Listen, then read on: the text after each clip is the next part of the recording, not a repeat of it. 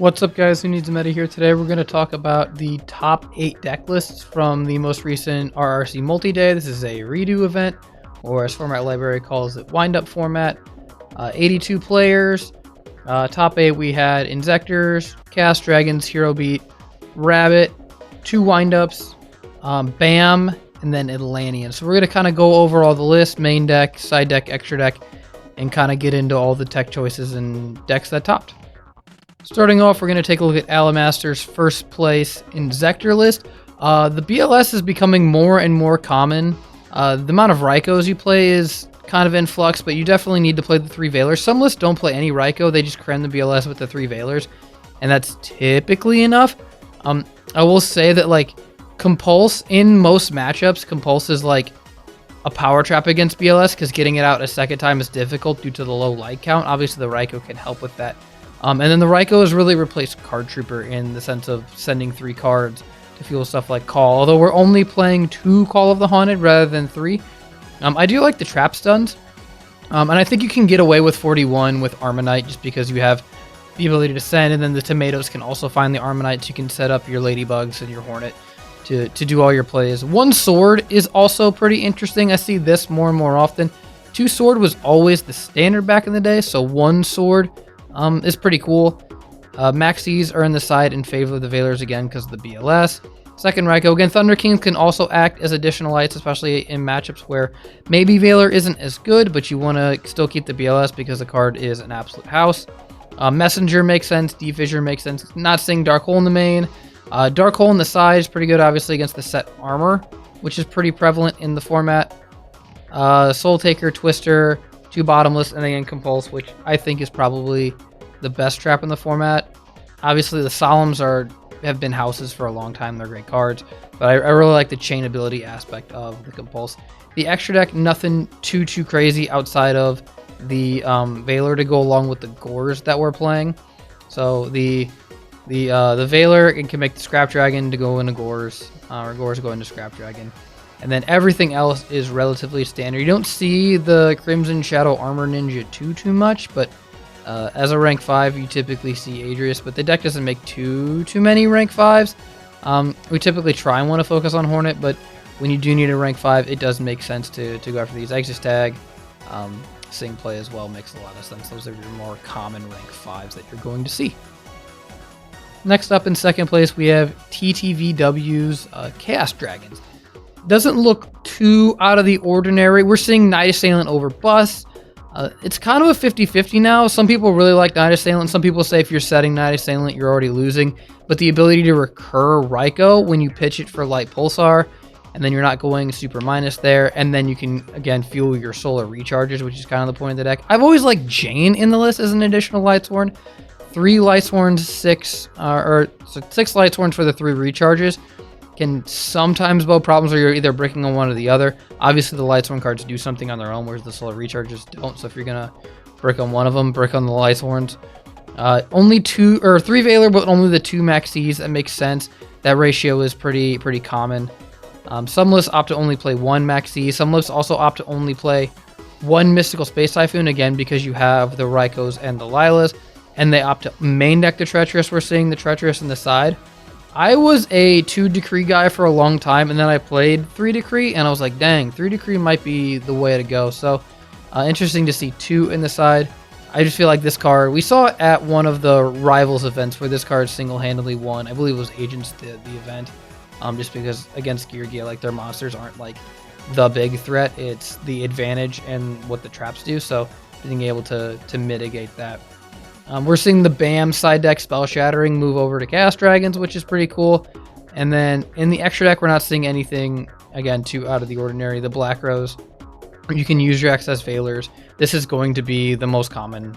It's like the only good 7. So, and there's no good 6s, so you're not going to combo it with like Dark Flare or anything like that. None of the Synchros are worth really losing a Veiler outside of this card because, again, you're just going to, the Great Equalizer and then drop all your guys, which makes a lot of sense. Next up, we have Kyle's Bubble Beat list.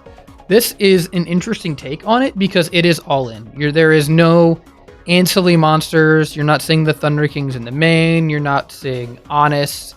You're seeing 3 Bubble Man. I've always been a 2 Bubble Man person, but we're also not seeing Thrasher in the main. It's literally just the 7 hero monsters, the 2 hero lives, and you're going all in. We're actually even seeing instant fusion with Carbonala Warrior here in order to go to our X-Scals and our Blade Armor faster, which is pretty cool. Again, the 3 calls, we're just all in on quote-unquote the play. The super polys in the main are pretty interesting. You, again, are forced to play like a Squirtle and stuff like that, which if you side deck the super polys, you typically play a Squirtle, even though like there's not a lot of decks where you're like siding that in. I guess the only real one would be against Shein, because Shein is dark and they can't negate the super poly with that, so that would be your point of contention there. But for the most part, we're not really, we have to slim down heavily the amount of heroes. We're only seeing 2 copies of the Shining, and then 1 of everything else, just because of the elements for the super poly, and we're heavily leaning on cards like this here. You can make Shockmaster relatively easily with the 3 Call of the Haunted, so that makes sense, where you can just like call traps, or if you're afraid of Gores, call monster effects, and then like Miracle Fusion, which is pretty standard play, pretty explosive play. So this deck does have a lot of explosive capabilities. Again, if you are playing 3 Bubble Man, it is possible to have 2 of them and just not be able to get them out of your hand. But you get there, you're going to convert your Stratos into typically back row removal. So the dual functionality of Stratos helps you there a lot. So again, interesting list. You have the Pot of Dualities that allow you to get into your combo pieces, the Heavy Storm, then the 3 MSTs, and then you just kind of push as much as you can. Again, only 1 Gem Spark, because we're not really focused on grinding. We're essentially just focused on summoning as many guys as you can, again with the 3 Miracle, the 2 Super Poly, the 3 Call the Haunted, and then the Monster Reborn, and the 2 Hero Lives. We're just trying to push as fast as possible. And obviously with the Dark Hole, you can do 84 with your Blade Armor X-Scal or X-Scal if you're able to clear the board with your big sweepers. So that's kind of the gist of this deck. This is an all-in OTK deck that can grind if it needs to. 3 Compulse to get the monsters out of the way. Again, for that OTK, you can just use this at will. It's chainable. So yeah, all in on it. Side deck, nothing too crazy. Mindcon's pretty insane, like the Gear Game matchup. Same with the Knock. Soul Taker for your Light Pulsars and Annoying Shinings in the mirror, although again, they're just typically trying to kill you. System Down again for when they set up that Gigant and you're just like, I'm going to go try and kill him. And then even with the Gigant too, they'll also detach the Geargiano typically pretty first. They'll have that in their graveyard. They'll want to float to it. So System Down can take the Geargiano out of rotation, and once the Idiot's out of play, you're able to kind of do your OTK through the Gigant when you can compulse it and stuff like that, if you need to later on, and if the Geargiano's out of play. Blackhorn's really cool. I like this and like the Samurai and like the Agent matchups, but obviously really good against Geargi as well, which I think is the best deck in the format. Needle Ceiling for the windups, and then you got your Floodgates for Dark Worlds and windups and anything, and Rabbit and whatnot.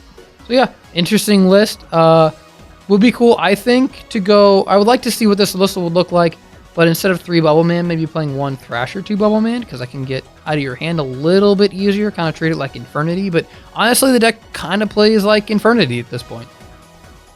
Next up, it's Tim Ponte's Dino Rabbit. So the interesting thing about this is you see 3 Card Cart instead of 3 Guaiba.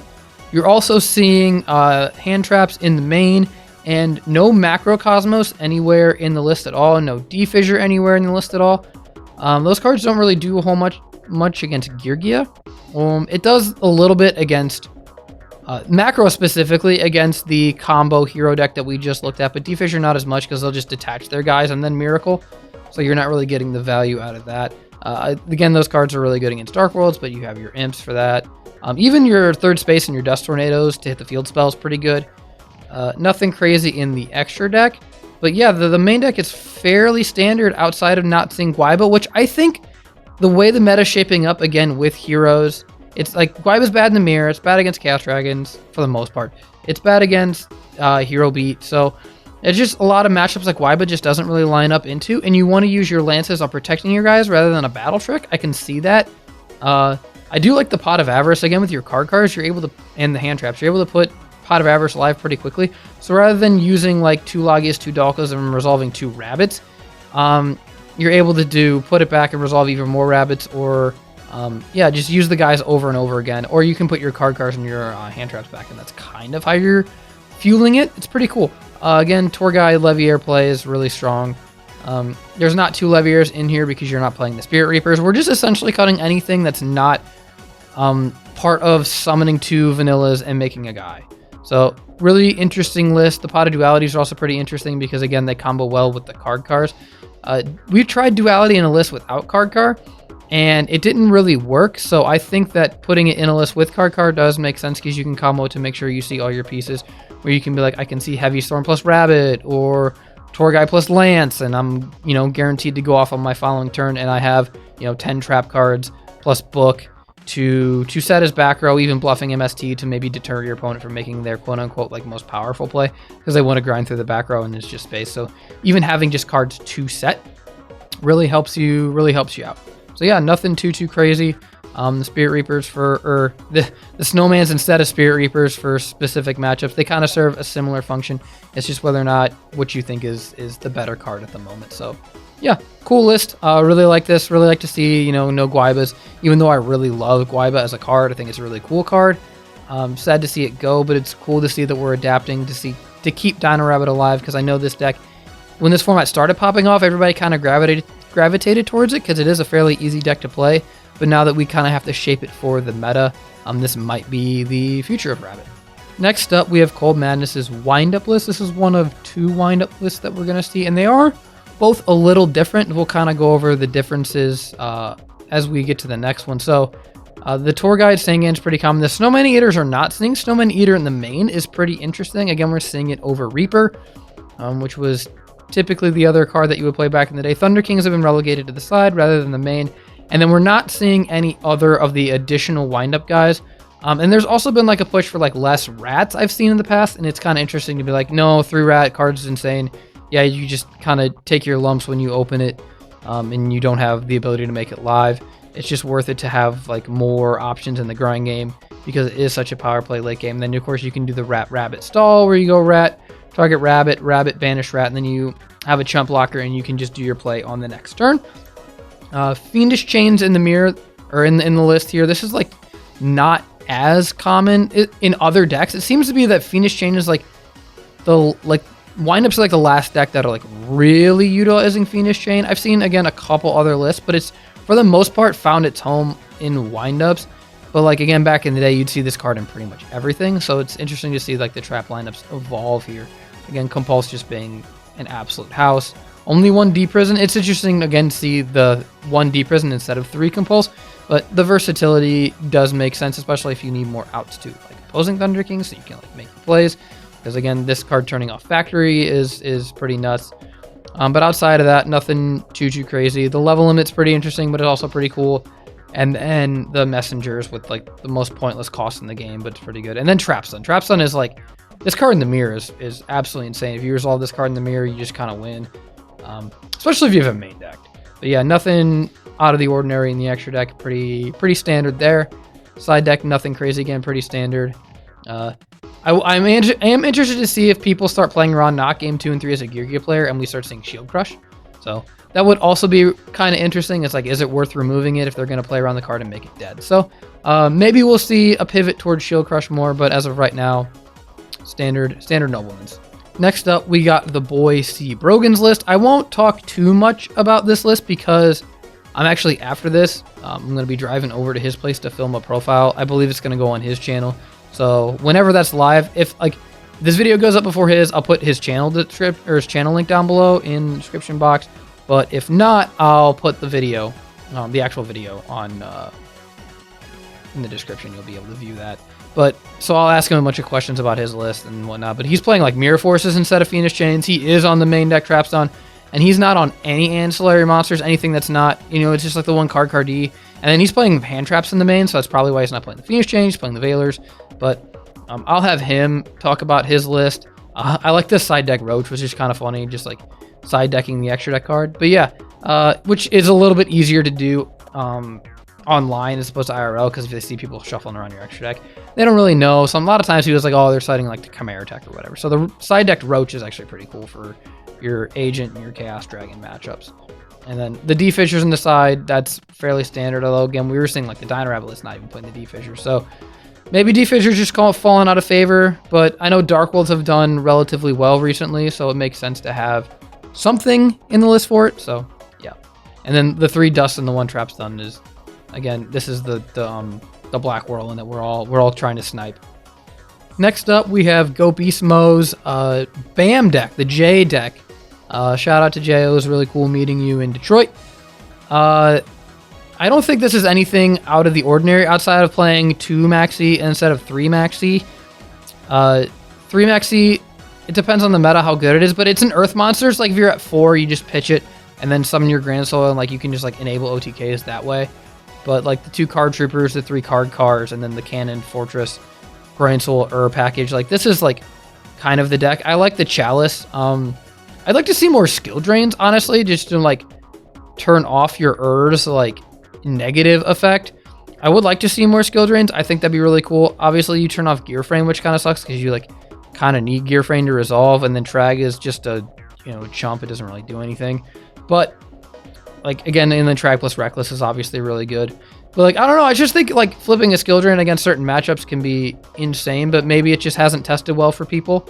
But yeah, I just think skill drain might be an interesting card to like, hey, maybe we should take a look at this and see. A spell shattering arrows that we were talked about earlier are pretty common here. Goes instead of rivalries, which makes sense because these are all, you got Grand Soul and Fortress being different types, with everything being Earth. So we're obviously gonna be playing that. I played against Cadigan and he blew me out with the side deck Mirror Force. I didn't see this coming. So if you are playing against this deck, this is more common than I anticipated. So I would just kind of, you know what? Maybe this card might be Mirror Force. You just kind of got to read it because like, oh, that back row is not real. It's Reckless Greed, and you just get absolutely, your teeth kicked in by this card. It happens. It definitely happens. So extra deck, nothing crazy. You need the 2 Heliopolis because you need the rank 8s for not wanting to lose your battle phase, which makes sense. So yeah, cool BAM list. And then the next list we'll get into is probably the one that everybody's talking about. And lastly, we have Marcus LOL's Atlantian list. So this list isn't exactly on the OTK. The OTK, I believe, requires Birdman in order to pull it off, and we're not playing the Birdman. We are playing Abyss Soldier, which is really cool, and then 2 Dragon Ice, which again can be dumped by our Undines. We can just send our Dragon Ice, and then you can just trigger any one of these guys. So they're playing it more as a control deck, which is pretty interesting. I've never seen it played this way. But we tried it with Elemental Hero Ice Edge and Miracle Fusions, which was kind of cool. But the Abyss Soldier is really cool. The attack squad, again, is part of big damage or whatever, because you can use like Marksman, summon this guy, and use big. Only 2 Dragoons rather than 3 is also pretty interesting. But yeah, you can also bring this guy out off of Diva, which is an additional Diva target. So Diva's kind of your big power play here. I'm assuming a lot of people didn't really know how to play against this deck. It is fairly good when it pops off, but I've never actually played this variant of it without the Birdmans or without the hero package. So I would be interested to give this a go. I might have to mess around with it with some friends. But yeah, Dragon Ice essentially allows you to trigger any of these guys at pretty much at will. He's kind of your standard piece. I've never seen, again, 2 of them, which is pretty interesting. Undyne, again, can trigger all these guys as well. And then Abyss Soldiers are like a really good tempo card, which again can like 2 for 1. You can just like pitch a guy, pop a guy, and bounce a guy, which is pretty insane, or search. And then Dragoons obviously can grab your Divas, so any Sea Serpent, so you can get anything you need in the deck, especially the Divas. So yeah, really, really cool list. Plays a lot more trap cards than standard lists from back in the day, which would typically play none. But yeah, I really like this. And then you also have like the Diva Infantry, Diva whatever play. You're not playing the Librarian for the free draw where you go Diva Infantry, then normal summon Diva, summon Marksman, make Librarian, make Armory Arm, free card. Which is, again, also a cool play.